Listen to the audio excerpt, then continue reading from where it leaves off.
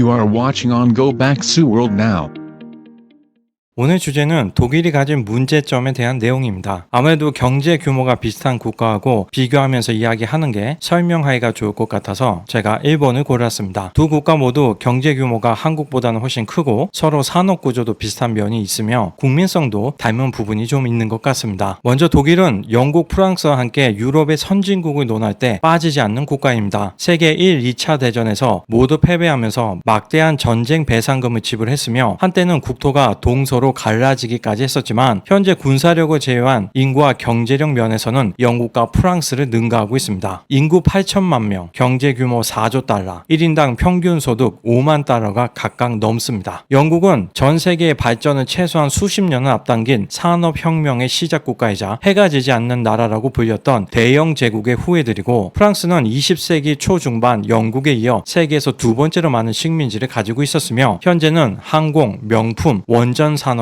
세계적인 강국입니다. 이런 대단한 영국과 프랑스와 지척에서 경쟁하면서 더 강한 경제력의 국가를 만들었다는 건 정말 대단하다는 말이 나올 수밖에 없습니다. 범위를 넓혀보면 독일은 미국, 중국, 일본 다음인 전 세계 4위의 경제 규모를 가지고 있습니다. 비록 GDP는 일본보다 작지만 인당 소득은 무려 1만 달러 정도나 많습니다. 이는 그동안 일본은 잃어버린 30년을 겪었던 것에 반해 독일은 유럽연합의 창설을 주도하고 유로 체제를 도입한 것이 신의 한 수가 되었습니다. 유로화는 유럽연합의 27개 회원국 중 20개국이 사용하는 통화이기에 모든 유로화 사용국의 경제 상황이 종합적으로 화폐 가치에 반영됩니다. 최근 달러 대 유로 환율은 1달러에 0.92 유로 정도인데 저 환율이 유로화를 사용하는 20개국에 동일하게 적용되는 것입니다. 문제는 유로화 사용국들 사이에 경제력 차이가 크기 때문에 가장 강한 경제력을 가지고 있는 수출 강국 독일은 자신들의 원래 경제 체력보다 더 낮은 가치로 수출할 수 있게 되니 수출 경쟁력이 강해져서 이득이고, 그리스 같은 관광산업 위주의 국가는 원래 경제 체력보다 높은 가치를 적용받다 보니 손해를 보게 됩니다. 더불어 27개의 유럽연합 회원국들이 하나의 단일 시장이 되니 지리적으로 유럽 대륙의 중간에 위치했으며 제조업이 강한 독일이 가장 유리하게 되었습니다. 서비스업은 국가마다 경쟁력도 비슷하고 다른 국가보다 좀 떨어진다고 해도 비교적 짧은 시간 안에 모방 및 추격할 수 있지만 제조업 격차는 짧은 시간 안에 따라잡을 수 있는 산업이 절대 아니기 때문입니다. 이러한 상황 때문에 독일은 유럽연합 안에서 가장 많은 분담금을 부담하고 있습니다. 2021년 기준 독일이 331억, 프랑스 263억, 이탈리아 181억, 스페인이 127억 유로입니다. 이렇게 모인 분담금은 주로 형편이 어려운 국가들을 돕습니다. 낙후한 도로를 새로 건설해 주거나 빈민 구제, 질병 치료, 환경보호, 농업발전, 난민 관련 등입니다. 따라서 독일 국민들은 가장 많은 부담을 지지만 받는 혜택은 가장 적을 수밖에 없겠죠. 그래서 억울할 수밖에 없는 게 스스로 열심히 일해서 얻은 성과인데 유럽연합, 유로화 체제가 되니 다른 국가들과 과실을 나눠야 하는 거죠. 일각에서는 세계대전을 두 차례나 일으키고 수많은 인명을 희생시킨 독일이기에 그 정도의 공헌은 당연하다고 보는 시각도 있습니다. 물론 지금 당시 전쟁을 일으킨 세대들은 대부분 죽었을 텐데 계속 선조의 범죄에 대해서 희생하게 만드는 건 잘못이라고 생각하는 의견도 있습니다. 여기까지 독일이 유럽연합과 유로화 체제에서 얻는 이익과 부담하고 있는 책임에 대해서 간단하게 이야기해봤습니다. 현재 적지 않은 사람들이 결국 독일 경제가 일본을 추월할 수 있을 것으로 보고 있습니다. 사실 지난 30년간의 일본의 경제 상황을 보면 그런 예상을 하는 것도 당연합니다. 일본이 과거에 비해 얼마나 몰락했는지 간단하게 설명하겠습니다. 1985년 미국의 1인당 국민소득은 1만 5천 달러, 일본은 1만 8천 달러였습니다. 그리고 1980년대 중후반 세계 10대 기업 순위를 보면 일본 통신사 NTT가 1위를 차지했고 이어서 일본 금융권 6개사, 요즘 오염수 방류 문제로 시끌시끌한 도쿄전력까지 총 8개 기업이 순위에 있었고 미국은 IBM과 엑슨 단 2개였습니다. 1988년 한국은 서울올림픽을 개최했는데 당시 한국의 경제 규모는 일본 통신기업 NTT 시가총액의 겨우 70% 수준이었습니다. 하지만 2023년 시총 기준 세계 10대 기업은 3위 아람코를 제외한 9개가 미국 기업입니다. 현재 세계 1위 기업인 애플의 시가총액은 2조 8천억 달러, 한국 GDP는 2조 달러가 채 안 되고 있죠. 알파벳의 시총이 한국 경제 규모보다 조금 적습니다. 유튜브, 안드로이드 운영체제로 이만한 가치를 만들어낸 거죠. 반면 한국의 1위 기업인 삼성전자는 세계 24위, 시총은 454조 원. 일본의 1위 기업인 토요타는 세계 42위입니다. 시총은 약 300조 원 정도 됩니다. 30년 전인 1994년의 주요국들의 경제 규모를 보면 미국은 7조 2천억 달러인데 일본은 무려 5조 달러였습니다. 70% 정도 되는 거였죠. 그에 반해 독일은 2조 2천억 달러, 프랑스 1조 4천억 달러, 영국은 1조 2천억 달러, 한국은 4,600억 달러, 중국은 5,600억 달러에 불과했습니다. 당시 일본 경제는 도프 0을 다 합친 것보다도 컸고 한국, 중국보다는 무려 10배가 더 컸습니다. 그런데 지금은 어떨까요? 2021년 IMF 기준 미국은 약 23조 달러로 3배 증가, 독일 4조 2천억 달러, 프랑스 2조 9천억 달러로 모두 2배 정도 증가, 영국은 3조 1천억 달러로 2배 반, 한국은 약 4배가 커졌습니다. 하지만 놀랍게도 일본은 똑같이 약 5조 달러입니다. 그래서 잃어버린 30년이라고 부르죠. 그 기간 동안 일본 인구는 계속 1억 2천만 명 선이었으니까 일본 20, 30대 입장에서는 자기 아버지 세대는 세계에서 가장 부유했지만 본인들의 생활 수준은 물론 지금도 선진국이지만 앞 세대보다는 떨어진 거죠. 일본이 이렇게 오랫동안 제자리 걸음을 한 건 정말 놀라운 사실이지만 더 놀라운 건 일본이 30년을 멈춰 있었는데도 한국은 아직도 일본 경제 규모의 40%가 채 안 된다는 것입니다. 우리는 그동안 정말 쉬지 않고 토끼처럼 열심히 다니고 중간에 낮잠도 안 잤는데 저 거북이 일본은 도대체 우리보다 얼마나 먼저 출발을 했는지 30년을 낮잠을 자고 있는데도 불구하고 아직도 이렇게 차이가 나는 것입니다. 얼마나 먼저 경제 발전을 시작했는지 아직도 따라잡을 수 있는 기미가 안 보입니다. 한국 인구는 일본의 40% 정도밖에 안 되기 때문에 우리가 경제 규모로 일본을 이길 수 있는 방법은 딱 하나밖에 없습니다. 삼성전자 같은 회사들을 많이 만들어낼 수 있는 사회가 되는 것. 일본이 이렇게 오랜 시간 주춤하게 된 가장 큰 이유는 일본의 고속 성장과 자국의 경제 불황의 위기를 느낀 미국의 무차별적인 공격입니다. 미국은 1985년 프라자 합의를 통해 엔화 환율을 절상시켰죠. 달러는 세계 기축통화이기 때문에 스스로 평가절하할 방법이 없습니다. 그래서 당시 주요 무역 상대국인 일본과 서독의 통화를 인위적으로 절상시켜서 달러를 평가절하시켰습니다. 그로 인해 엔화의 가치는 3년 사이에 2배가 됩니다. 일본은 수출 경쟁력 약화는 물론 그동안 사들인 미국 부채의 실질 가치가 반토막이 나서 미국은 부채를 반으로 줄인 효과까지 얻게 되었습니다. 그리고 1986년에는 미일 반도체 협정을 맺어 일본 반도체 산업을 몰락시켰고 대안으로 한국의 반도체 산업 개발을 돕습니다. 하지만 미국은 최근 들어 중국과 패권 전쟁을 하면서 이제 일본 반도체 산업의 부활을 적극적으로 돕고 있죠. 죽여다가 차이였다가 참 아이러니합니다. 1988년에는 일명 슈퍼 301조로 불리우는 무역 상대국에게 엄청난 보복 관세를 부과할 수 있는 법을 제정해 일본을 공격합니다. 그 사이 고 이병철 회장은 시대를 꿰뚫어보는 해안과 추진력으로 1983년 도쿄에서 반도체 사업 진출을 선언했으며 이는 훗날 당군 이래 한민족 최고의 창조물인 메모리 반도체 산업의 역사적인 시작이었습니다. 이처럼 일본 경제의 몰락은 미국의 공격에서부터 시작했지만 이후에는 일본 정치권의 무능한 대응과 한국 경제의 부상이 맞물려 일어나게 된 것입니다. 만약 한국의 삼성전자, 현대차, 2차전지, 포스코, 조선, 화학 등의 우수한 기업들이 없었다면 현재 그 시장의 이익은 대부분 일본 기업들이 차지했을 것입니다. 일본의 경제 규모는 최소한 지금보다 1조 달러는 더 많았을 것이라 생각합니다. 일부 사람들은 일본은 이미 세택이고 직장인 월급도 한국보다 적다. 아직도 팩스, 도장 사용한다면서 우습게 보지만 말씀드렸듯이 일본 인구와 경제 규모는 우리의 2배 반이 큽니다. 한국이 그동안의 성공을 자축하며 자신감을 가지는 건 좋은 일이지만 아직도 일본과의 차이는 너무 크기 때문에 지금은 성과에 너무 자만하는 어리석은 행동을 해서는 안 됩니다. 아직도 종합 국력 면에서 일본은 한국이 이길 수 있는 상대가 절대 아닙니다. 이제 오늘의 본 주제, 위기의 독일. 독일 경제는 일본 경제를 추월할 수 있을까요? 저는 단기적으로는 잠시 독일이 앞설 수 있지만 장기적으로는 결국 일본을 추월하지 못할 것으로 예상하고 있습니다. 먼저 인구의 차이가 너무 큽니다. 아무리 기술이 발달한다고 해도 인구는 국력의 기초입니다. 1억 2천만 인구의 일본이 8,300만 명의 독일을 압도하고 있습니다. 유럽연합이 단일 시장이니까 독일은 약 4억 5천만 명을 내수 시장으로 봐야 하는 게 아니냐고 생각할 수도 있겠지만 그렇지 않습니다. 인구가 3억 4천만 명인 미국의 주요 통신사는 3개입니다. 정확하게 확인해 보지는 않았지만 유럽연합은 회원국이 27개국이니까 아무리 적어도 10개는 되지 않을까요? 이처럼 아무리 유럽연합이 단일 시장이라도 언어와 문화가 다른 지역이 더 많고 농업이나 통신 등 특정 기간 산업은 국가별로 육성, 운영해야 하기 때문에 독일이 4억 5천만 명의 내수 시장을 가지고 있다고 보기는 힘듭니다. 다만 일본보다는 지리적으로 근접한 국가들이 많고 수출 운송과 관세 면에서 유리한 면이 있다고 보는 게 정확할 것입니다. 제조업 분야의 일본과 독일의 산업 경쟁력을 비교해보면 박빙이라고 볼 수 있겠습니다. 물론 독일에는 유명한 세계적 메이커가 없다고 생각하는 분도 있지만 BMW, 벤츠, 바스프, 바이엘, 아디다스 다른 회사들을 더 말할 필요가 있겠습니까? 물론 독일에는 삼성전자급의 회사는 없기는 합니다. 독일 시가총액 1위는 SAP인데 하나로 약 200조 원으로 삼성전자 절반 수준입니다. 하지만 기계공업, 화학, 금융, 제약, 운송 등 모든 산업 분야가 골고루 강합니다. 일본은 독일이 잘하는 산업 분야에서 대부분 비슷하게 잘하면서도 독일이 약한 IT 제조 분야에서도 두각을 드러내고 있습니다. 우리는 삼성전자, 삼성디스플레이, 삼성전기, LG전자, LG디스플레이, LG이노텍 등 우수한 IT 기업들이 많기 때문에 일본의 전자산업이 얼마나 강한지 제대로 인식하지 못하는 경향이 있는데 일본은 소부장 면에서 세계 최고의 경쟁력을 가지고 있는 기술 강국입니다. 한국 기술이 대단하다고 하지만 1965년 일본하고 국교 정상화를 하고 작년까지 57년간 단 한 번도 대의 흑자를 기록한 적이 없습니다. 심지어 누적 적자액은 7천억 달러가 넘습니다. 그동안 기계공업을 바탕으로 내연기관 자동차에서 최고는 독일이었지만 앞으로 세계 산업의 중심은 전기자동차가 될 것인데 과연 지속적으로 경쟁력을 유지할 수 있을까요? 전기자동차로의 산업 재편은 향후 독일 경제의 최대의 도전이 될 것입니다. 고 이건희 회장은 1997년 자신의 에세이를 통해 다음과 같이 말했습니다. 오늘날 자동차는 전기 전자제품 비율이 30%를 차지한다. 물론 누구도 자동차를 전자제품으로 생각하지는 않을 것이다. 그러나 앞으로 10년 이내에 이 비율은 50% 이상 올라갈 것이다. 그렇게 되면 이것이 과연 자동차인지 전자제품인지가 모호해진다. 그때는 아마 전자기술, 반도체 기술이 뒷받침되지 못하면 자동차업을 포기해야 한다는 얘기까지 나올지도 모른다. 일본보다는 적어도 8천만 명에 이르는 엄청난 인구를 가지고 있고 비록 전자산업은 약해도 다른 산업에서는 세계 최고의 경쟁력을 가지고 있는데 정말 위기가 맞냐라고 충분히 생각하실 수도 있을 것 같습니다. 독일의 더 심각한 문제들에 대해서는 다음 영상들을 통해서 계속 말씀드리겠습니다. 지난 영상에 이어서 위기의 독일 세 번째 문제는 바로 난민과 무슬림입니다. 비단 독일만의 문제는 아니고 유럽 선진국들 대부분 해당됩니다. 오해를 하시면 안 되는 게 무슬림이라고 무조건 나쁘다는 게 아닙니다. 다만 무슬림들이 모국을 떠나 다른 지방으로 이주하면 당연히 그곳에는 먼저 살고 있던 사람들이 있을 것이고 그로 인해 필연적으로 발생하게 되는 모순과 충돌이 사회 통합을 저해하고 국가 경쟁력을 쇠퇴시키는 것이 심각한 문제라는 것입니다. 독일은 특히 지난 10년간 가장 적극적으로 난민을 수용했던 국가이기에 당연히 이 부분에 있어 가장 큰 어려움을 겪고 있습니다. 독일이 강대국으로 성장할 수 있었던 주요한 이유 중 하나는 많은 인구였지만 주요 선진국 중 가장 빠른 1972년부터 인구의 자연 감소가 시작되었습니다. 하지만 출산율이 1993년 1.28로 최저로 떨어진 후 성공적으로 반등해서 2022년에는 1.58까지 상승했습니다. 다수의 한국 언론들에서는 독일의 우수한 출산 정책 때문에 인구 절벽을 탈출할 수 있었다며 참고해야 한다고 주장하고 있습니다. 헤럴드 경제의 기사 내용을 잠깐 보겠습니다. 지난 2006년 독일은 멸종하는 민족이란 평가를 받았다. 그해 독일 신생아 수가 67만 3천 명에 그쳐 1965년 130만 명 대비 반토막 수준으로 줄었다. 하지만 현재 독일의 출산율은 1.58명으로 반등에 성공했다. 아이를 낳아도 행복한 나라로 탈바꿈한 독일의 비결은 무엇일까? 독일의 일가정 양립 정책이 가능한 것은 이른바 하르츠 개혁이라 불리는 지난 2003년의 노동개혁이 밑거름이 됐다. 근로시간 유연화로 출퇴근 시간이나 자율 근무제가 보편화된 덕에 맞벌이 부모들은 오후 4시면 퇴근이 가능하다. 독일은 지난 2003년에서 2009년까지 총 40억 유로를 투자해 16개 모든 주 정부에 약 1만 개의 전일제 학교를 증축했다. 독일 인구 정책의 싱크탱크인 연방인구연구소 연구 총책임자인 마틴 부자드 박사는 독일의 인구 정책은 과학적인 연구를 기반하고 있다고 강조했다. 이런 정책들이 아이를 낳으려는 부부들에게 도움이 되는 건 사실입니다. 하지만 저런 정책들이 있기 때문에 아이를 갖는 결정을 하지는 않습니다. 따라서 독일 출산율의 반등 원인을 저런 정책에서 찾는 건 잘못된 진단이라고 생각합니다. 제가 생각하는 독일 출산율의 반등의 가장 큰 원인은 바로 난민입니다. 독일의 출산율은 1993년 최저로 떨어진 후 반등했습니다. 임신에서 출산까지 10개월 정도 걸리니까 1992년부터 지금까지 독일에 들어간 난민 수를 확인해 봐야겠죠. 무려 약 2,800만 명입니다. 그리고 1960년부터 1991년까지가 전까지가 약 770만 명으로 독일은 무려 총 3,500만 명의 난민을 받아들였습니다. 현재 독일 인구가 약 8,300만 명이니 받아들인 난민은 전체 인구의 40%를 차지합니다. 물론 그 중에서 독일 시민이 되지 않은 사람들 그리고 다른 국가로 떠난 사람들도 있겠지만 유럽에서 가장 잘 사는 게 독일인데 과연 얼마나 다른 나라로 떠났을까요? 메르켈 전 총리는 난민 수용에 가장 적극적인 유럽의 지도자였죠. 그녀의 재임 기간 동안 받아들인 난민만 1,200만 명에 달합니다. 한국 인구는 5천만 명 정도입니다. 작년 태어난 신생아 숫자는 25만 명 정도였죠. 만약 한국이 독일처럼 앞으로 63년 동안 인구의 40% 정도인 2천만 명을 경제 사정이 좋지 않은 베트남, 필리핀, 인도, 스리랑카, 파키스탄 등지에서 매년 31만 명씩 나눠서 받아들인다면 과연 한국 출산율이 반등하지 않을까요? 기사에서는 독일의 인구 정책은 과학적인 연구를 기반하고 있다고 강조했다는데